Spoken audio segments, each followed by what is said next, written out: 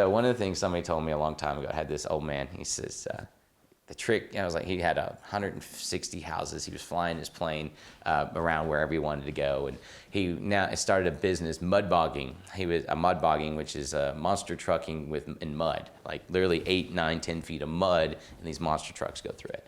And I was asking him about how he making money. He goes, no, that's my hobby. He started a business because he got tired of nobody else doing it right. And he was a mechanic, so he hired a mechanic. And he was like, well, shoot, I might as well, entrepreneur in mind automatically kicked in. And he started his own business. So anyway, I was like, what's the trick? He looks down, real quiet, and he goes, go buy a house. Real country guy. And I was like, okay, yeah. And he was like, what next? He says, do you own a house? I was like, well, I got the one we're living in. He says, do you have a rental? I was like, no, we're working on that. I was just in like 6 or 7 wholesale deals. And so I get over here, get the deal, and we're on this cruise. And I was like, all right, well, next time I see you, I was like, I want to ask you again. He says, next time you see me, he says, you go buy a house. He says, go talk to me. I'll tell you what the next step is. I was like, all right, whatever. So go to buy a house, get a tenant in there, buy a second house, and I'm working on that one, getting it done. So when I come in, I was like, all right, I did it. I bought a house. He says, all right. He says, do you have a tenant in there? He says, do you have somebody paying the rent? I was like, yeah. I was like, do they make money on it? He says, holy crap. He says, you got somebody that has a house, and they're paying your mortgage for your house. He starts grabbing out his paper and says, this guy's a genius. He's a freaking genius. He's cracking me up. And I was like, all right. I said, well, what should I do next? He says, can you go buy another one? I was like, well, I can. I was like, I actually bought another one. He says, shoot, he's on step 3 already. Holy crap. And I'm over here just dying laughing. He's just this old man. He's like, you guys need to listen to this guy. Like, okay, dude, whatever. And he's just cracking me up. So he's like, you need to go buy. And it's like, so I bought the second one. I was like, the really nice thing is the mortgage. I make $600 on the first rental. It paid for the mortgage for the second one while I was getting her fixed up and all that. And I was like, wow, this is really cool. The first one pays the mortgage for the second one while I'm getting it fixed up and going to this next step.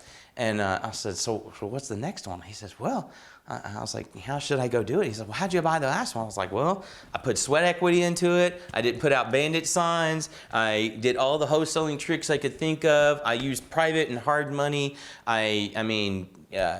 Did I mention sweat equity? Tons and tons and tons of sweat equity and all this other stuff. I was like, it's hard. And he's like, it is. He says, so what should I do on the next one? He says, seems to be working for you pretty good. You might try doing that again.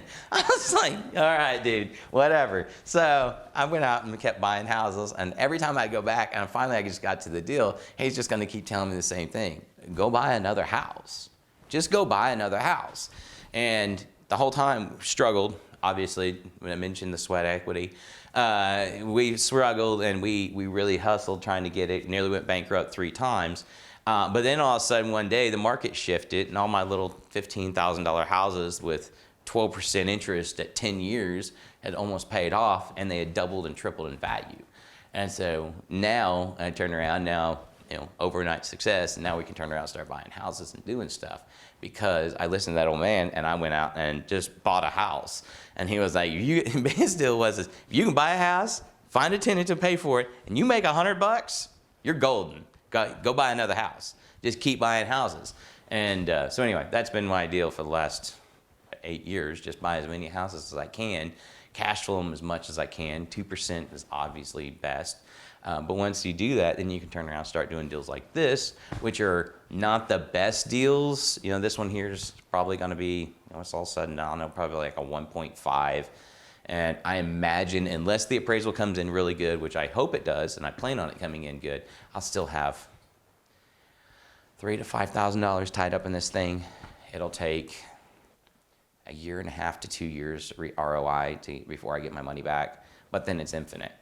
So, it sucks. It's a long-term game. I mean, real estate is a long-term game, and it continues to be a long-term game. Most people fail at it because they don't buy enough houses to offset their margins, and they don't stick with it for the long term. So they get in, and they get out. Or they'll make a quick buck, and they'll move out. Or they'll come across some really difficult stuff, and I can tell you plenty of difficult things that we've gone through. But they won't stick with it. I used to have a flipping basically business, and I would flip as many houses as I could so I could pull out as much cash, because when I was getting those 12% loans, I couldn't afford to fix them. So I would have to go take that cash from my flip and go put $20,000, $10,000, $5,000, whatever I could into these rentals to get them fixed up, or these rent-to-owns or whatever I was having to do to get my hustle on, so I could go get that deal. Once I get that in one deal going and cash flowing something, then it's a snowball effect, because then it's really nice, because then you're making enough cash coming in that you're like, oh, I lost $4,000 on that house. Good, I need a tax deduction. Buy as many houses as you can, because inflation, I mean, you get paid on investment properties, you get paid multiple checks.